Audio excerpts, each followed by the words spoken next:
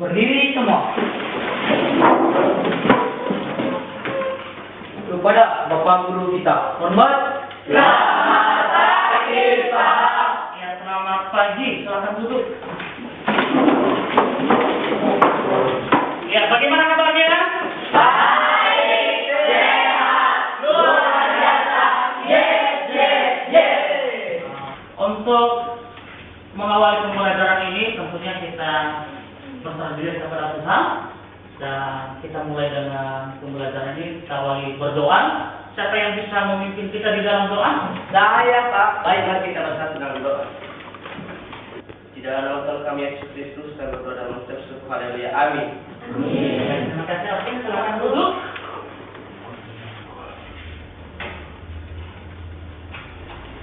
Rahmat, Hadir, Pak. Arwin, Hadir, Pak. lain semua ada lengkap ya? Iya, Pak. Sebelum kita memulai pembelajaran, terlebih dahulu Bapak akan mengecek kebersihan. Tadi pagi sudah menyapu? Sudah, Pak. Jadi Bapak lihat dulu kerapiannya ya. Nah, makanya kalau ini mau mata dasi itu jangan longgar, ya berdiri. Harus kasih bagus. Ya. Oke, silakan duduk. Yang lain sudah rapi ya? Sudah, Pak. Baik. Sekarang Bapak akan mengingatkan pembelajaran kemarin yang sudah kita pelajari. Dan sekarang Bapak mau tanya, ada nggak yang masih mengingat apa pelajaran kita kemarin? Ya, Pak. Ya, silakan. Baik, materi kita pada minggu yang lalu yaitu tentang pengertian pelaku ekonomi. Pengertian pelaku ekonomi terbagi dua, yaitu pelaku ekonomi adalah orang atau perorangan ataupun badan yang melakukan kegiatan ekonomi. Dua, pelaku ekonomi adalah subjek yang menjalankan atau melakukan kegiatan produksi, konsumsi, dan distribusi. Baik, terima kasih Sabrina. Ada lagi yang bisa memberikan tanggapan? Saya, Pak. Ya, silakan. Pelaku ekonomi terbagi dari menjadi 4. 1. Rumah tangga konsumsi. 2. Rumah tangga produksi. 3. Rumah tangga pemerintah. Dan yang keempat adalah rumah tangga masyarakat luar negeri. Ada nggak yang bisa memberikan contoh dalam kehidupan sehari-hari kita? Ya, silakan. Ya, silakan. Menurut saya, Pak, yang menjadi contoh peran pelaku ekonomi itu yang pertama, rumah tangga konsumsi, di mana saat ini kebutuhan pokok naik, misalnya beras, cabai, bawang, dan termasuk BBM, dan lain-lainnya. Tentu yang merasakan ini masyarakat kalangan bawah yang pendapatannya minim. Terima kasih. Hari ini silakan Anda fokuskan diri untuk belajar. Menuntut ilmu itu memang harus tetap belajar. Ya. Jadi, apalagi dengan umur-umur kalian ini, umur-umur yang masih semangat untuk belajar.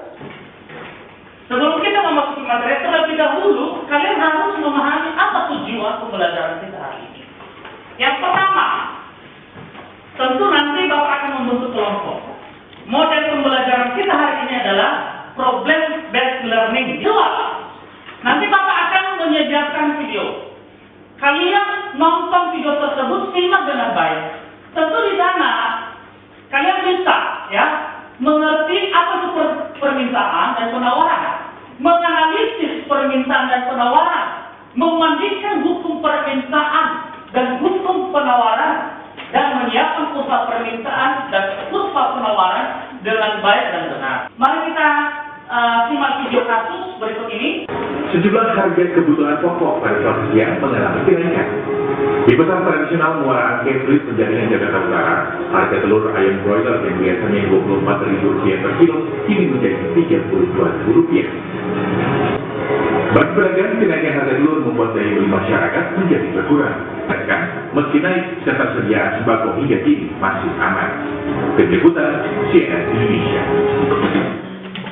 Nah baik, anak-anak sekalian, ini video kasus tadi yang sudah kita tonton bersama. Bapak akan membentuk kelompok untuk bisa mendiskusikan hal-hal tadi yang menyangkut masalah harga dan sebagainya. Bapak akan membentuk kelompok. Ada 4 kelompok yang sudah Bapak bagikan sesuai dengan jumlah kita yang sudah hadir hari ini. Dan sekarang Bapak memberi kesempatan kepada semua silakan bentuk kelompok sesuai dengan kelompok yang sudah Bapak bagi sekarang. Oke, Bapak sudah menyiapkan LKPD yang harus didiskusikan di 4 kelompok ini terkait dengan kasus tadi yang sudah kita tonton bersama yang bersumber dari itu.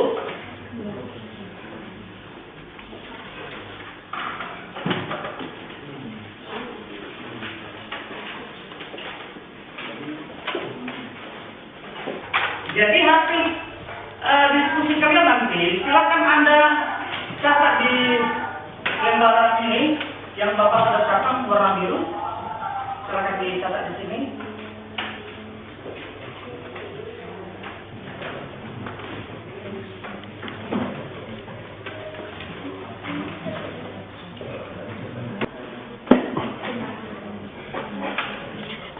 Gimana nak?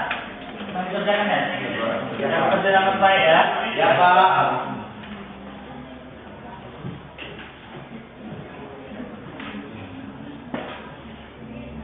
Membuat tempat juga smart ya. Ya, Pak. Jadi dari soal di angka 3 jangan sampai ada yang kosong tidak dijawab ya. Bagi semua dijawab.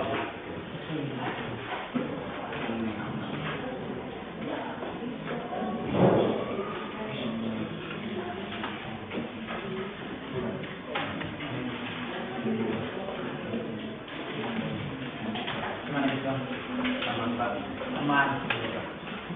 Stabil, adil Pak. Baik, bagaimana kelompok 1 sudah siap? Iya, Pak.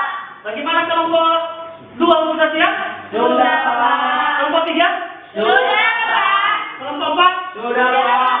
Baik, terima kasih. Karena waktu kita sudah habis untuk diskusi kelompok, sekarang diberi kesempatan kepada kelompok 1. Silakan. Baik, saya akan membacakan hasil diskusi kami dari kelompok 1 yang bersumber dari YouTube. Langsung saja, 1. Apakah penyebab kenaikan harga bahan pokok saat ini di pasar tradisional? Penyebabnya, kenaikan harga barang pokok naik adalah faktor yang mempengaruhi kenaikan harga barang pokok dan faktor mengenai situasi harga di luar negeri dan kurs dolar di kondisi klik distribusi dan faktor spekulasi. 2. Bagaimana daya beli masyarakat terkait kenaikan harga barang pokok? Daya beli masyarakat untuk kenaikan harga pokok yaitu pedagang dan pembeli di pasar mengeluh dan khawatir atas kenaikan beberapa bahan pokok seperti telur, minyak goreng, dan lain-lain. Baik, jika ada pertanyaan dari kelompok lain, silakan. Kami dari kelompok 3 ingin bertanya, bagaimana cara kita menghadapi kenaikan BBM pasar saat ini? Baik, kami akan menjawab. Ya, menghadap sama sehat ya. Ya. Pertanyaan dari kelompok 3 yaitu, baiknya pada saat kita pergi ke sekolah, biar hemat memakai BBM kita jalan kaki atau naik sepeda. Baik, demikian hasil presentasi kami dari kelompok 1. Saya ucapkan terima kasih. Baik, terima kasih presentasi untuk kelompok 1 sangat luar biasa. Tepuk tangan buat kelompok 1. Kita beri kesempatan kepada kelompok 2. Terima kasih, kami akan mempresentasikan hasil pengamatan kami dari kelompok 2 tentang video dari YouTube. Pertanyaannya adalah, apakah penyebab kenaikan harga bahan pokok saat ini di pasar tradisional? Harga bahan pokok naik jadi alasan utama karena publik tak puas dengan kinerja pemerintah, sehingga terjadi inflasi. Inflasi ini terjadi utamanya karena adanya kenaikan harga dengan kontribusi terbesar yang berasal dari indeks kelompok seperti makanan, minuman, dan tembakau, yakni ada 1,77%. Sehingga dampak ini terkenal mulai dari pasar modern hingga pasar tradisional. Demikian hasil presentasi kami dari kelompok 2. Jika ada pertanyaan tentang presentasi kami dari kelompok lain, dipersilakan. Kami dari kelompok 4 ingin bertanya. Yang menjadi pertanyaan kami, mengapa pemerintah melakukan inflasi? Terima kasih.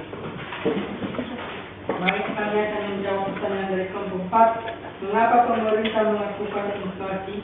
Pemerintah melakukan inflasi karena untuk menghindari jebolnya APBN dan naiknya harga minyak dunia. Baik, demikian presentasi kami dari kelompok 2. Saya ucapkan terima kasih. Ya, luar biasa ya. Sudah 2 kelompok presentasi dan ini adalah kelompok 2 luar biasa. Beri aplaus untuk kelompok 2. Oke, sekarang kita beri kesempatan kepada kelompok 3 untuk presentasikan hasil diskusi kelompoknya. Silakan kelompok 3. Baik, terima kasih atas kesempatan yang telah diberikan kepada kami. Kami dari kelompok 3 akan mempresentasikan hasil analisis kami dari video yang telah ditayangkan tadi. Baik, langsung saja pertanyaannya. 1. Apakah penyebab kenaikan harga bahan pokok saat ini di pasar tradisional? Penyebabnya ada 3 faktor yang menyebabkan harga bahan pokok naik, yaitu diantaranya 1. Harga bahan pokok naik disebabkan permintaan yang meningkat. 2.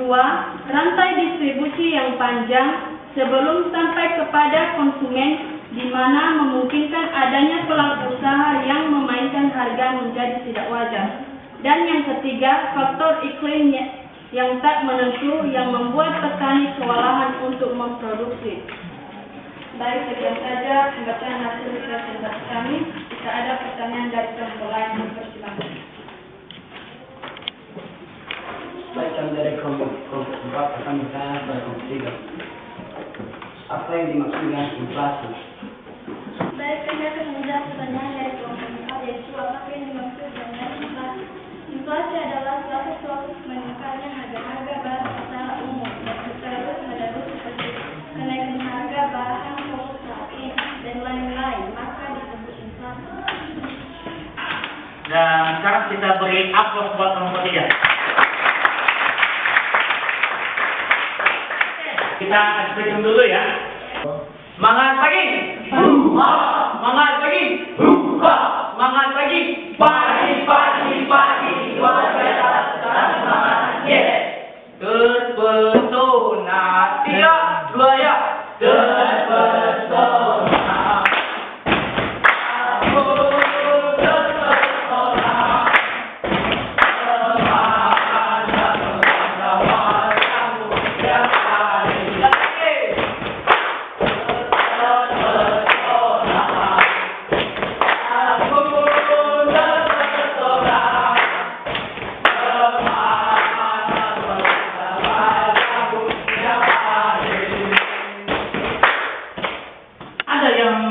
Memberikan kesimpulan?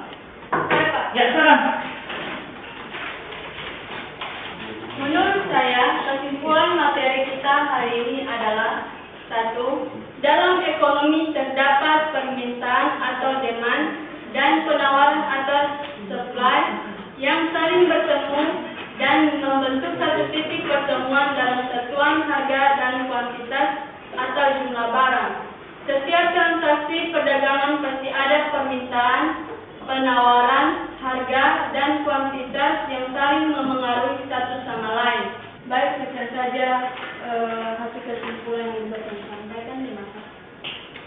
Dan untuk mengukur kemampuan Anda hari ini, apakah Anda bisa memahami materi yang Bapak sampaikan, maka Bapak akan membuat refleksi. Ingat, refleksi ini tidak ada hubungannya dengan nilai.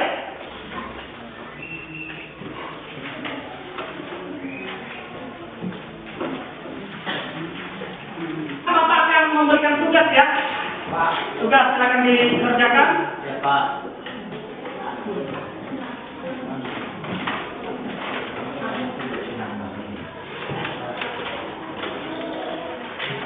Ya.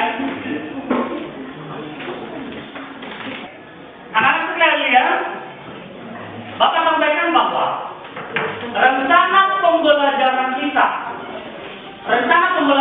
kita pada pertemuan berikutnya adalah keseimbangan harga. Baik, sebelum kita mengakhiri pertemuan ini, dari awal tadi kita sudah berdoa, maka kita mengakhirinya kita berdoa. Amin. Selamat siang.